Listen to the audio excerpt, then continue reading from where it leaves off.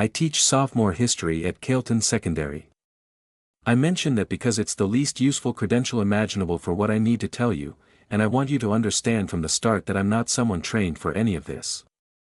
I grade essays about the Missouri Compromise. I coach JV track in the spring. My wife, Leah, does accounts receivable for a dental supply distributor. We have 2 kids, Owen, 11, and Mia, who just turned 8 the week before the blizzard. Caleton sits in the Iron Range, northern Minnesota, about 40 minutes south of the Canadian border. It's not a small town. There's a hospital, 2 grocery stores, a downtown with restaurants and a movie theater. 16,000 people, give or take. We're used to hard winters. Schools close maybe 4 or 5 times a year for weather. People own snowblowers the way people in Texas own lawnmowers. It's not a place that panics about snow. The National Weather Service posted the blizzard warning on a Tuesday morning. 48 to 60 inches expected over 72 hours, with sustained winds above 40 miles per hour. That's serious even by our standards, a once-in-a-generation storm, the forecasters said. The county declared a state of emergency before the first flake fell. They opened warming shelters at the high school and the community center. People who lived in mobile homes or older houses with unreliable heating were encouraged to come in early. Leah and I talked about it that evening while the kids ate dinner. Our house is a 3-bedroom rambler built in the 80s, decent insulation, a gas furnace that was serviced in October. We had a generator in the garage, a full cord of firewood by the back door, and enough food for 2 weeks. We decided to stay home. The storm arrived Wednesday night. By Thursday morning you couldn't see the mailbox from the living room window. The snow didn't fall, it moved horizontally, a solid wall of white that erased the street, the houses across it, the sky itself. The power went out around 10 a.m. I started the generator, which kept the fridge and a few lights running. The furnace was gas-fired so it still worked, though the blower fan didn't. We draped blankets over the doorways to keep the heat in the living room. Owen thought it was an adventure. He and Mia built a fort out of couch cushions and watched movies on my laptop until the battery died. Leah made soup on the gas stove. It was, honestly, fine. Uncomfortable, but manageable. We'd been through power outages before.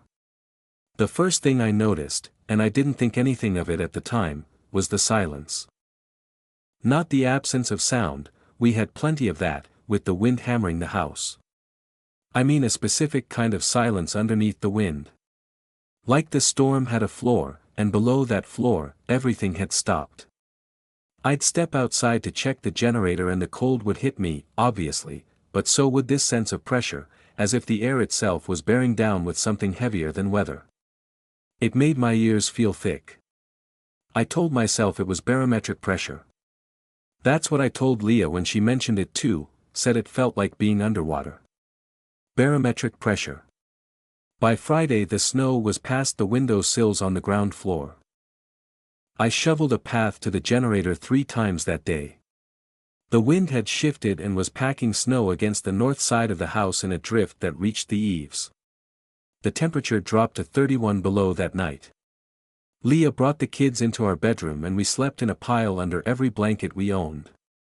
Saturday morning I tried to reach anyone on my phone. Cell service had been spotty since Thursday, now it was gone entirely. The landline was dead. I turned on the battery-powered emergency radio and got a single station, WKLR out of Duluth, repeating a recorded loop: roads impassable, National Guard mobilizing, stay indoors, conserve heat, check on neighbors if safely possible. I couldn't check on neighbors. I could barely open the front door. That evening, Leah said she wanted to try to get to the high school. Not because we needed to, we still had food and heat, but because she was worried about the Muellers next door. Gary Mueller was 78 and lived alone since his wife died. His house was older than ours, single-pane windows, a furnace from the Clinton administration. I told her it was too dangerous. The school was 6 blocks away, but 6 blocks in this weather was a death sentence. You could lose the road 10 steps from your door. She didn't push it. But I could see her thinking about Gary, and I felt the same thing she did, that particular Minnesota guilt of knowing someone might be freezing 100 feet from your warm living room while you eat soup and do nothing about it. That was Saturday. Day 4. On Sunday the wind died. It didn't taper off. It stopped, like someone had thrown a switch. One moment the house was groaning under gusts that shook the walls, and the next, nothing. The snow was still falling, but gently now, straight down in fat, heavy flakes that piled up without the violence of the previous days.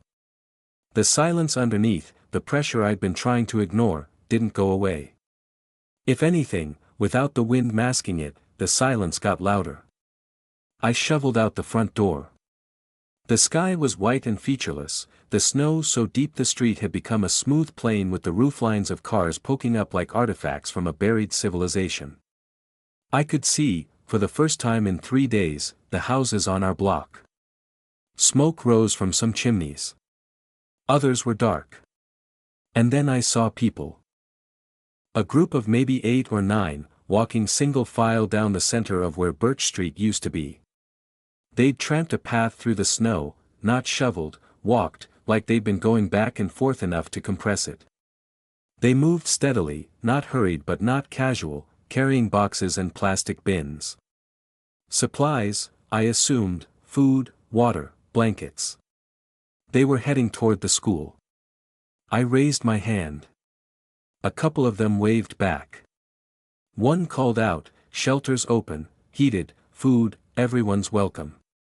I recognized 3 of them, Denise Achterberg, who ran the cafe downtown, Paul Kowalski, who worked at the hardware store, and Jim Ostrander, the assistant fire chief. Normal people. Neighbors. But here's the thing. I don't know how to describe this without sounding like I'm reaching, so I'll just say it plainly, they walked wrong. Not physically, nobody was limping or stumbling. They walked together wrong. Too evenly spaced. Too synchronized in their pace. When the person at the front adjusted their stride to step over a snow ridge, every person behind them adjusted at exactly the same moment, like a ripple passing through them. Not copying each other. Anticipating each other. I told myself they were just experienced at walking in snow together. That you naturally fall into rhythm. That I was rattled and sleep-deprived and looking for strangeness because the world outside looked like it had ended. Leah saw them too. "They look organized," she said. She sounded impressed. That afternoon, I shoveled to Gary Mueller's house. His front door was unlocked. Inside, the house was cold, not freezing, but cold enough that I could see my breath. I found Gary in his living room, sitting in his recliner, wrapped in a blanket. He was alive but confused, dehydrated. I brought him water from our supplies and sat with him for an hour while he told me, in wandering fragments, about the people who'd come to check on him the day before. They were real organized, he said. Same words Leah had used. Came right to the door. Knew my name. Brought me food. Told me I should come with them to the school. "Why didn't you go?" He looked at me for a long time. Didn't like how they knocked. "What do you mean?" "All at the same time," he said. 4 people at my door, and they knocked at the same time. Exact same time. Same rhythm. Like one person with 8 hands. I brought Gary back to our house. Leah set him up in Owen's room with an extra sleeping bag and a thermos of coffee. I didn't tell her what he'd said about the knocking. Monday. Day 5. The snow was still falling but lighter now, an inch or 2 per hour instead of the apocalyptic dump of the previous days. I made it to the end of the block and talked to 3 other families who were still in their homes. The Petersons, the Nguyen's, and a young couple, Jake and Marie, who'd moved to Cailton 6 months ago and still looked startled by what winter actually meant up here. Everyone had seen the walking groups. Everyone used the same word, organized. The Nguyen said a group had come to their door Sunday evening offering to bring them food and take them to the shelter. They'd accepted the food, canned goods, bottled water, a propane heater, but declined the shelter. They were really nice about it, Mrs. Nguyen said. Really understanding. But when they left, they all turned around at the same time. Like they'd rehearsed it. Jake, the new neighbor, had gone to the shelter. He'd spent Saturday night there and come back Sunday morning. He said it was fine, warm, well organized, plenty of food. Maybe 200 people when he was there. Anyone seem off to you? I asked. He thought about it. They were calm, he said. Really calm. Like, weirdly calm for a bunch of people stuck in a high school gym during a blizzard. But I figured they were just handling it well. Why'd you leave? He shrugged. Marie wanted me back. And honestly, I slept like crap. Something about the way everyone breathed, like, I swear, everybody in that gym was breathing at the same speed. Same rhythm. It was like sleeping in a room with one huge pair of lungs. I didn't say anything. I went home and sat in the kitchen and stared at the wall. Look, I want to be precise about this because I know how it sounds. I wasn't investigating. I wasn't piecing together clues like some detective in a thriller. I was a cold, tired father in a house with a generator running on its last 10 gallons of gas, trying to figure out if it was safe to take my family to the warm building with food, or if the warm building with food was the thing I should be afraid of. That's not curiosity. That's logistics. Tuesday. Day 6. The generator died. I'd been rationing fuel, but we were out. Without the generator, we lost the fridge, the lights, and the phone chargers, not that the phones worked anyway. The gas furnace still ran, but without the electric blower, it only heated the room it was in. We consolidated into the living room, me, Leah, Owen, Mia, and Gary. The temperature in the house started dropping. By evening, it was 42 degrees in the living room with the furnace running. The bedrooms were in the 20s. Mia cried. Not dramatically, she was a tough kid, but quietly, the kind of crying that comes from sustained discomfort. Owen didn't cry, but he stopped talking, which was worse. He just sat against the wall with his hands in his armpits and watched me like he was waiting for me to fix it. Leah pulled me into the kitchen. We need to go to the shelter, she said. Something's wrong there. Something's wrong here, Nate. It's 40 degrees and dropping. The kids can't do this. Jake said people were breathing in unison. Gary said they knocked in unison. Denise Achterberg walked down the street like she was part of a well-organized group of adults managing a crisis. That's what you're scared of? She wasn't being cruel. She was being practical, the way she always was, and she was right in every way that could be measured. The shelter had heat. We didn't. The math was simple. I'll go, she said. I'll check it out. If it's fine, I'll come back and we'll all go. Leah. I'll be back in 2 hours. She left at 4 p.m. with a flashlight and Gary's old snowshoes. I watched her from the front door until the snow swallowed her. 2 hours, she'd said. She came back in 90 minutes. She walked through the door and stamped the snow off her boots and said, "It's fine. It's great, actually. They have propane heaters running, food for days, mattresses set up in the gym and the cafeteria. There must be 500 people in there now. Debbie Faulkner is running the whole thing, you know Debbie, from the city council. She's got it completely under control."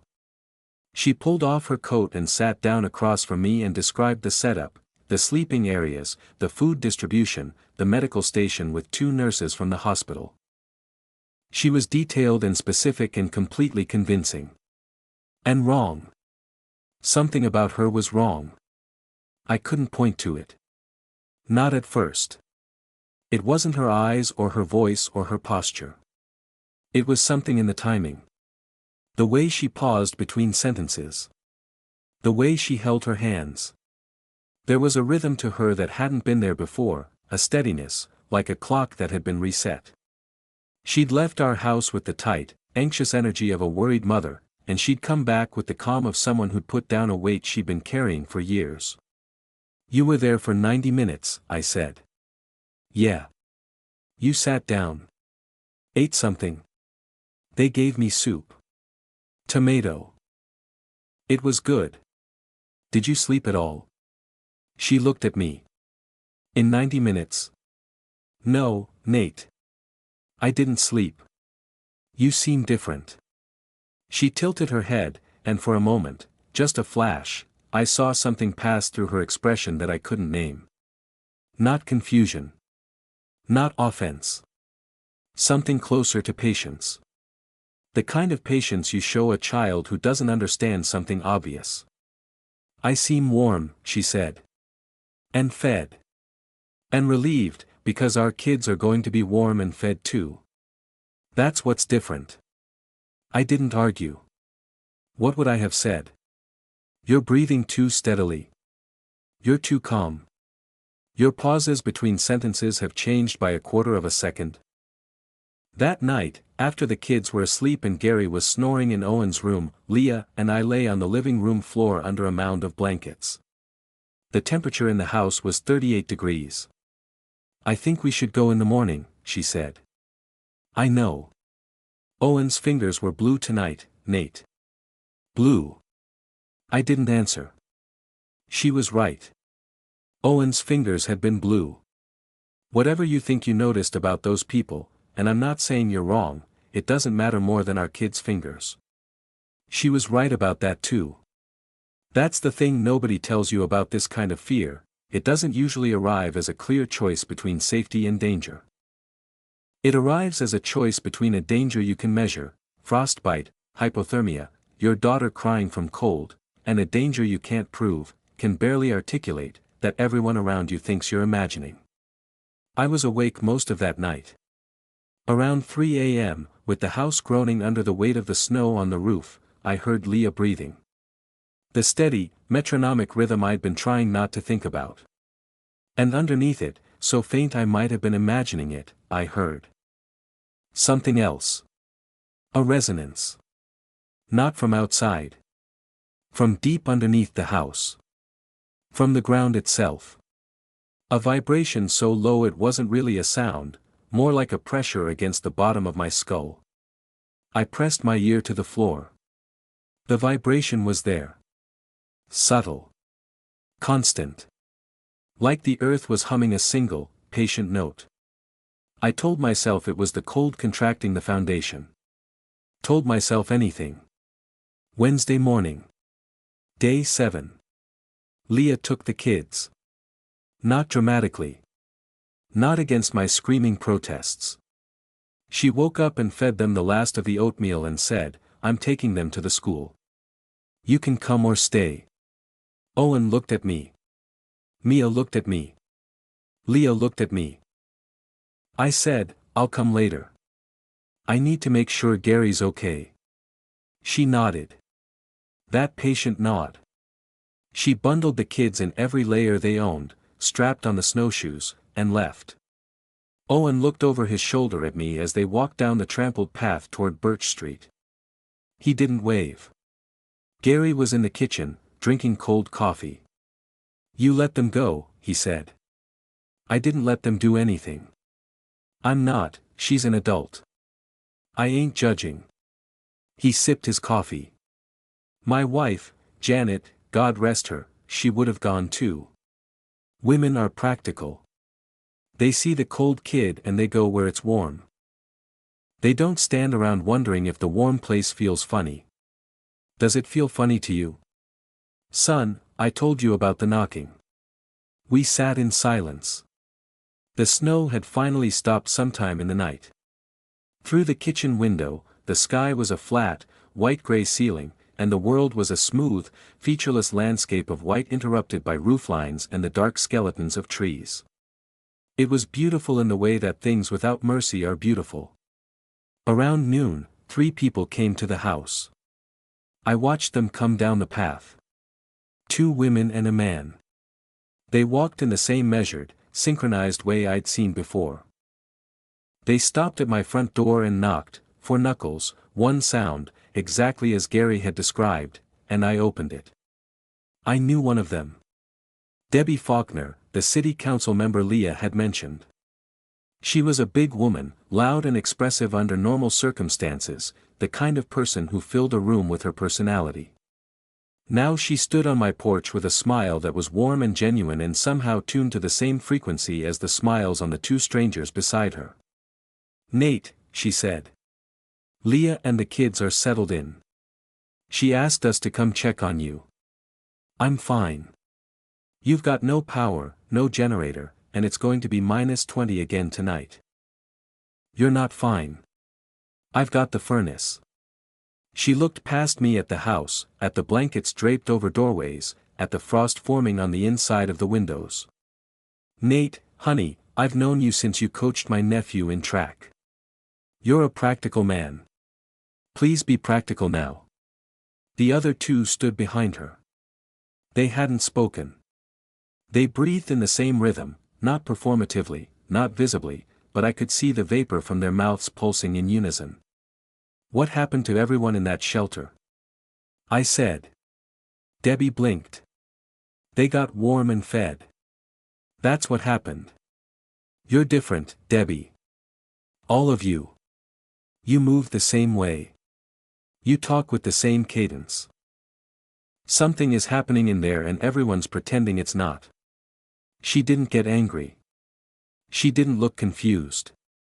She looked at me with that patience, the same patience I'd seen in Leah, and said, "We're taking care of each other, Nate. That's all. When people come together and take care of each other, they synchronize. That's not scary. That's human. And here's the part that makes this hard to tell, the part that makes me sound crazy," she was making sense. Everything she said was reasonable. Logical. People in crisis do coordinate. They do develop rhythms. There are studies about it, group psychology, social entrainment. I teach history, I know about how communities under stress develop collective behaviors. Nothing she was saying was wrong. But I'd heard the humming from underground. I'd seen Jake's face when he talked about the breathing. I'd heard Gary describe the knocking. And I'd watched my wife walk back into our house 90 minutes after leaving and arrive as a subtly different version of herself, smoother, calmer, with a new patience in her eyes that wasn't there before. I told Debbie I'd think about it. She said of course. They left, turning in unison, walking in step, disappearing down the path like a single organism with 6 legs. Gary looked at me from the kitchen doorway. "Don't go," he said. "My kids are there. I know it. Don't go." That afternoon I walked to the Nguyen's house. The path was well trampled now, the synchronized walking groups had carved a network of trails through the snow, connecting every block to the school. The Nguyens were gone. A note on their door said they'd gone to the shelter. The Petersons were gone.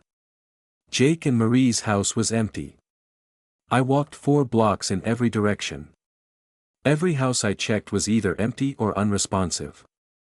The only smoke I could see rose from the school and the community center, 6 blocks apart, connected by a beaten path as straight as a surveyed road. Our entire neighborhood, maybe 1,000 people, was in those 2 buildings. I went back to our house. Gary was sitting by the furnace, staring at nothing. "Everyone's gone," I said. "I figured. We can't stay here, Gary. The furnace isn't enough. If it drops to 30 below again. I survived 22 Minnesota winters in this house, son. I'll survive this one. Gary." He looked at me and his eyes were wet. "My Janet went to a thing like this once. Community gathering, back in '94.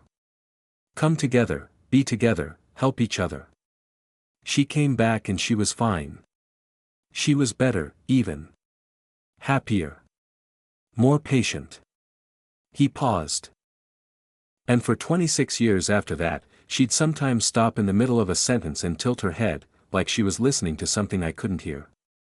And she'd smile. And I loved her so much it never mattered. But I heard her at night sometimes. Breathing in that rhythm. I never asked. She never said. I didn't know what to say. It's been here before, he said. It comes with the bad ones. The big storms. Most people don't notice because most people go inside when they're told and they come out different and nobody thinks about it because everyone's different together. But it's been here before. What is it? Hell if I know. Something in the ground, maybe. Something that comes up when the air gets heavy enough. Something that waits. He shook his head. I'm 78 years old, Nate. I don't need answers. I just need to be left alone. I brought him an extra blanket and all the food I could gather, canned goods, crackers, the rest of the coffee. He told me to go get my kids. He told me not to fall asleep while I was in there. I left at dusk. The temperature was dropping fast, -15 and falling. The sky had cleared for the first time in a week, and the stars were so bright and so dense they looked wrong, like someone had added thousands that didn't belong. The snow reflected them, and the whole world had a pale, blue-white luminance that made shadows look painted on the ground. The path to the school was packed hard as concrete. I walked it alone. Every house I passed was dark. The only lights in the world were the stars and the glow from the high school windows, half a mile ahead, warm and amber against the snow. I heard the building before I reached it. Not music. Not voices. A hum. Low, pervasive, felt more than heard, the same frequency I'd picked up through the floor of my house. But louder here. The walls of the school seemed to vibrate with it, and as I got closer I realized it wasn't coming from the building. It was coming from the people inside. 500 people, maybe more, generating a single, sustained resonance from their bodies. The front doors were propped open despite the cold. Warm air rolled out in visible clouds, heated well beyond what the propane units could account for. I stepped inside. The lobby was well lit with battery lanterns and candles. A folding table held a sign-in sheet and stacks of blankets. A woman I didn't recognize sat behind the table. She smiled at me. Welcome. Name? Nate Oren. My wife and kids are here. Leah, Owen, and Mia. Jim B., northeast corner. She hadn't checked the list. She hadn't looked anything up. She just knew. How did you? We've been expecting you, Nate. Leah said you'd come. I walked down the hallway. My footsteps echoed against the tile, and underneath my footsteps, I could feel the vibration through the soles of my boots. The walls of the school, which I'd walked past 1,000 times on my way to the history classroom, looked the same, cinder block, bulletin boards, trophy cases, but they felt different. Aware wasn't the right word. Attentive. The gym doors were open. I stopped at the threshold. 600 people. Maybe more. Lying on mattresses and sleeping bags, arranged in concentric rows on the gym floor. Not sleeping. Every single one of them was awake, eyes open, staring at the ceiling. And they were breathing together. One breath in, held, released. In. Held. Released. The sound of it was oceanic, a tide of air pulled in and pushed out by a single will. The hum I'd been hearing was this. Human breath, multiplied and synchronized until it became something larger than sound.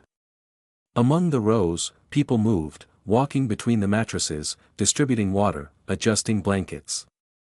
They moved with that fluid coordination I'd seen on the street, each one aware of every other, their paths never crossing, their timing perfect. A ballet performed without choreography. I saw Leah. She was sitting upright on a mattress in the northeast corner, exactly where the woman had said. Owen was lying beside her, eyes open, breathing with the room. Mia was in Leah's lap, her small chest rising and falling in the same rhythm. I walked to them. My footsteps were the only irregular sound in the room. Leah. She looked up at me and smiled. It was her smile, the exact smile she'd had on our wedding day, warm and full and certain. But it was shared. Like the smile existed on her face and simultaneously on every other face in the room that happened to be looking my direction. "Hi," she said. "Sit down. I'm here for the kids.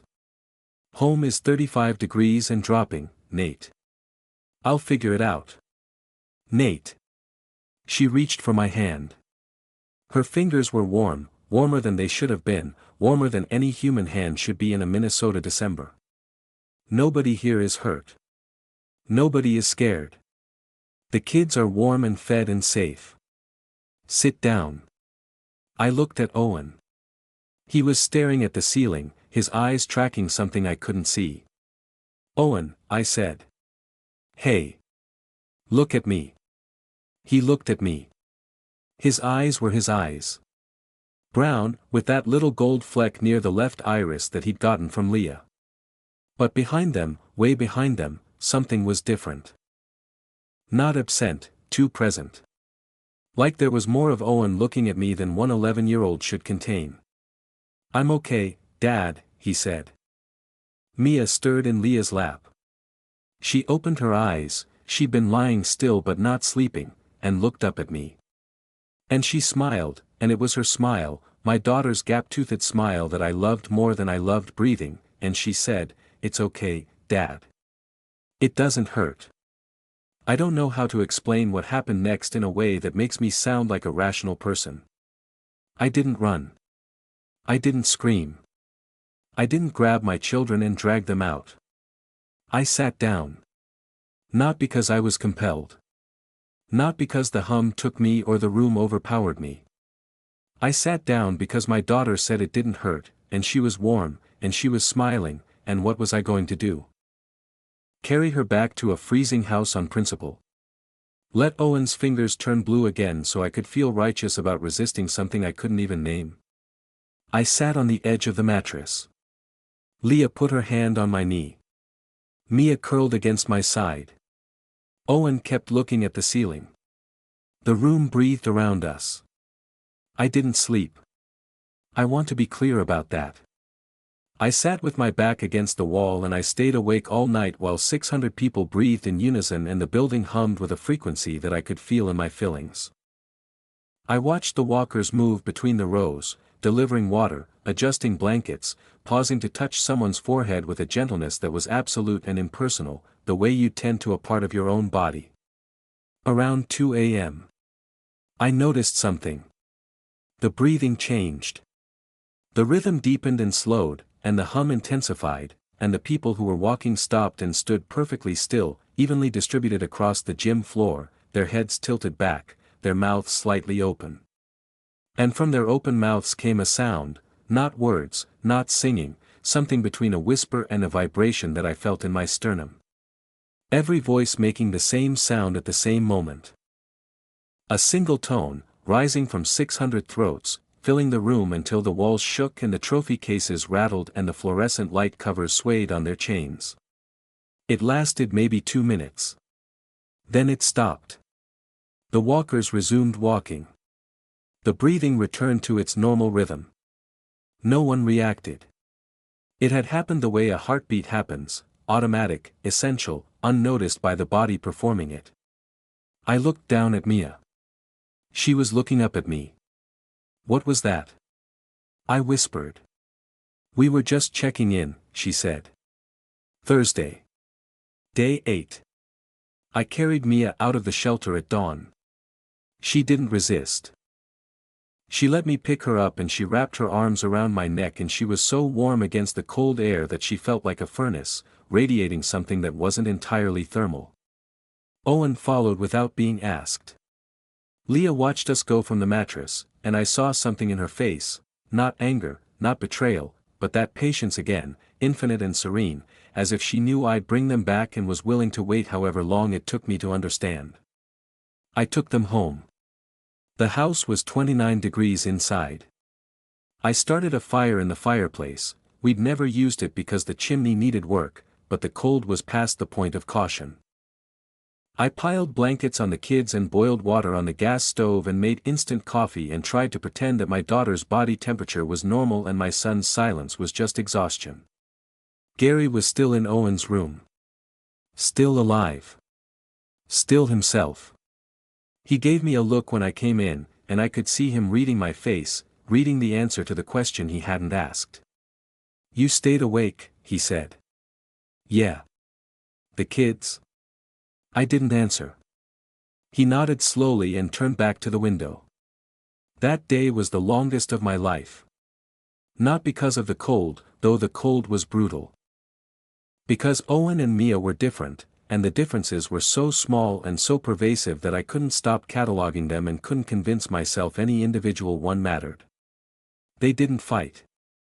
Owen and Mia fought constantly, over the remote, over who sat where, over nothing, and they hadn't exchanged a single sharp word since the shelter. They moved around each other in the cramped living room like dancers, never colliding, never in each other's way. When Mia got up to get water, Owen shifted his position to make room for her return before she'd even left.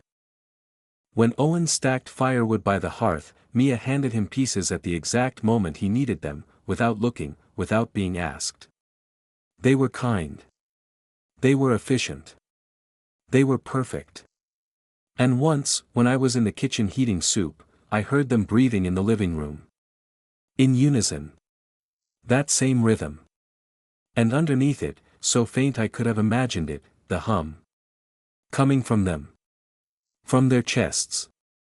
From whatever had settled inside them while they lay on that gym floor with 600 other bodies and breathed as one. I stood in the kitchen doorway and watched my children breathe together, and I thought, this is what the world looks like when something better than us shows up. Not claws and teeth. Not monsters. Just a version of togetherness so complete that the individual disappears into it like a drop of water into an ocean. And the ocean is warm and kind and efficient, and it takes care of its drops, and the drops are happy. And you're standing on the shore watching the tide come in, and you're the only one who thinks the tide is a problem. Friday morning. Day 9. I heard the trucks before I heard anything else. Diesel engines, distant but unmistakable, grinding through snow. Then the rhythmic whomp-whomp of a helicopter. I went to the window and saw, against the white horizon, the yellow shapes of snowplows cutting through the drifts on Highway 53. The National Guard had arrived. By noon, the road to town was cleared.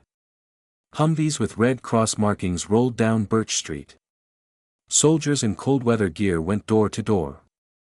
They reached our house around 1 p.m., 2 guardsmen and a paramedic. They checked our vitals, gave us blankets and MREs, asked if we needed medical attention.